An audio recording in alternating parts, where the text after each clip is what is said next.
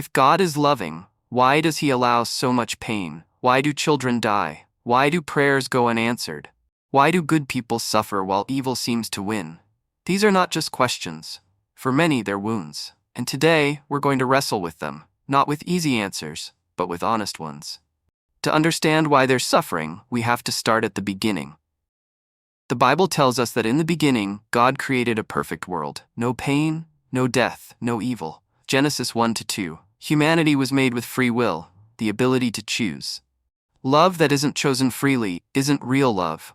Adam and Eve disobeyed God, choosing their way over his. This broke everything. It fractured creation itself. Death entered, pain entered, shame entered. Suffering wasn't part of God's original design. It was the consequence of our rebellion. Just as sin entered the world through one man and death through sin, so death came to all people.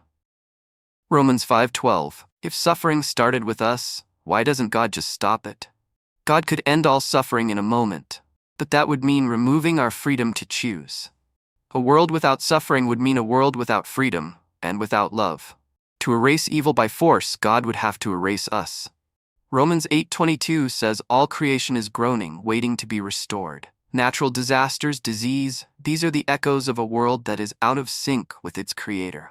War, abuse, exploitation, these come from human hearts, not God's will. God gave us the responsibility to care for the world and for one another. We ask where God is in suffering, but often he's asking where we are. Here's the turning point. God doesn't waste pain. He repurposes it. Suffering produces perseverance, perseverance character, and character hope. Romans 5:3-4. Suffering reveals what comfort hides. It produces depth, empathy, resilience. These trials will show that your faith is genuine, tested as fire tests and purifies gold. 1 Peter 1:7. Fire doesn't destroy gold, it refines it. In the same way, suffering reveals the strength and reality of our faith. My grace is sufficient for you, for my power is made perfect in weakness. 2 Corinthians 12:9. Suffering often strips away our pride and self-sufficiency. It draws us into deeper intimacy with God. Sometimes we don't know God is all we need until he's all we have. Christianity is the only faith where God doesn't stay distant from pain, he enters it. Jesus, the man of sorrows, he was despised and rejected by mankind, a man of suffering and familiar with pain. Isaiah 53:3. He cried, he was betrayed, he sweat blood, he was crucified.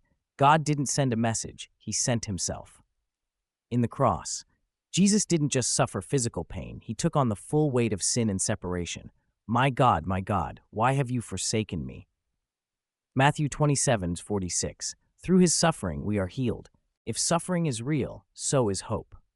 God's promise, he will wipe every tear from their eyes. There will be no more death or mourning or crying or pain. Revelation 21:4. God doesn't just erase pain, he transforms it. Remember, resurrection changes everything. Jesus didn't stay in the grave, and neither will your pain. The cross means suffering doesn't get the final word. Our scars on earth will become our glory in heaven. I don't know your pain, but I know this. God does. He sees you. He loves you, and he is not done with your story. You may not get all the answers, but you can trust the one who bears the scars. If this video helped you, share it with someone who's walking through the valley. And if you're suffering right now, let us know in the comments. We'd be honored to pray with you.